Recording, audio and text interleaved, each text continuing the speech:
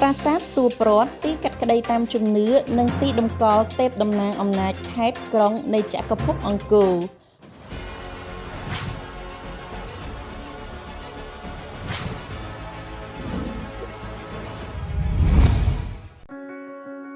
ខ្ញុំត្រូវការទុនបន្ថែមខ្ញុំចង់រៀបចំក្រៅឲ្យល្អជាងនេះ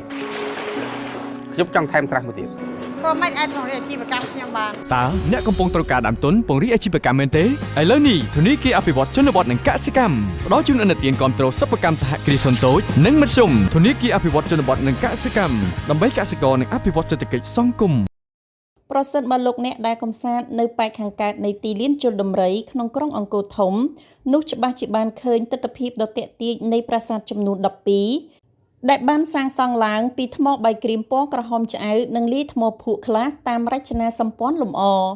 សំណង់ទាំង12នេះគេឯងស្គាល់ជាទូទៅថាប្រាសាទសួរប្រវត្តិដែលជាសំណង់មានរចនាបថប្លែកពីគេនិងមានចម្ងល់សង្ស័យជាច្រើនក្នុងរង្វង់អ្នកសិក្សាប្រវត្តិសាស្ត្រនិងភ្ញៀវទេសចរជាតិអន្តរជាតិទោះបីជាគ្មានសិលាចារឹកណាមួយចារទុកអំពីឈ្មោះដើមឬការបរិច្ឆេទសាងសង់ច្បាស់លាស់ក៏ដោយប៉ុន្តែអាថ៌កំបាំងនៃប្រាសាទទាំង12នេះបានលេចពន្លឺព្រាលជាបន្តបន្ទាប់តាមរយៈការសិក្សាវិភាគតាមកំណត់ត្រាបុរាណជាតិវត្ថុវិទ្យានិងការស្រាវជ្រាវបុរាណវិទ្យាសម័យទំនើបតាមរយៈការផ្ទៀងផ្ទាត់គ្នារវាងកំណត់ហេតុប្រវត្តិសាស្ត្រជំនឿរបស់អ្នកស្រុកនិងការសន្និដ្ឋានរបស់អ្នកបុរាណវិទ្យា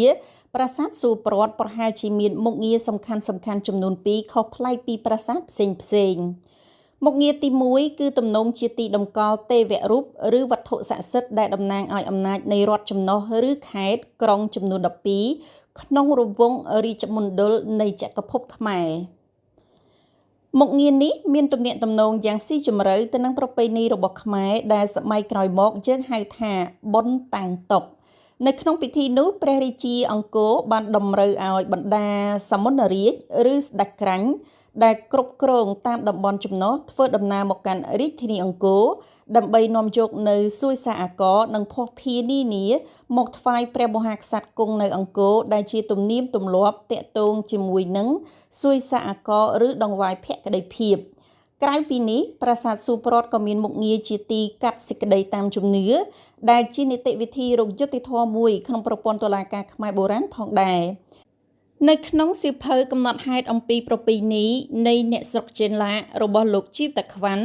បេសកជនការទូតចិនដែលបានមកដល់អង្គរក្នុងឆ្នាំ1296លោកបានកត់ត្រានៅវិធីសាស្ត្ររកយុត្តិធម៌ដ៏ចម្លែកមួយនៅទីនេះថា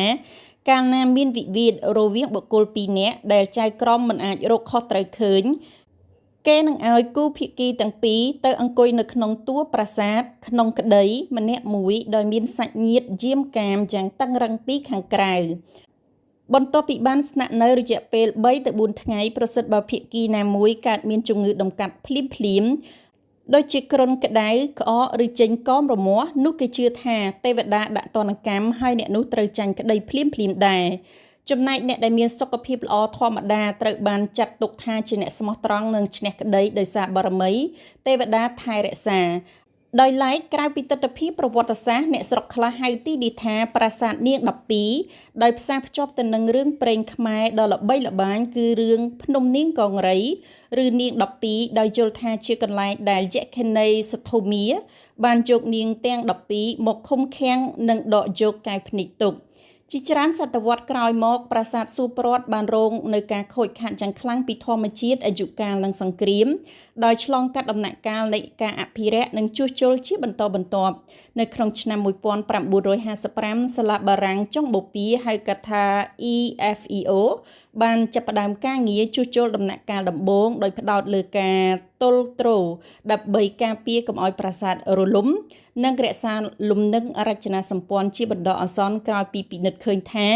គ្រឹះដីមានចលនានិងមានឫសឈើចាក់ទម្លុះ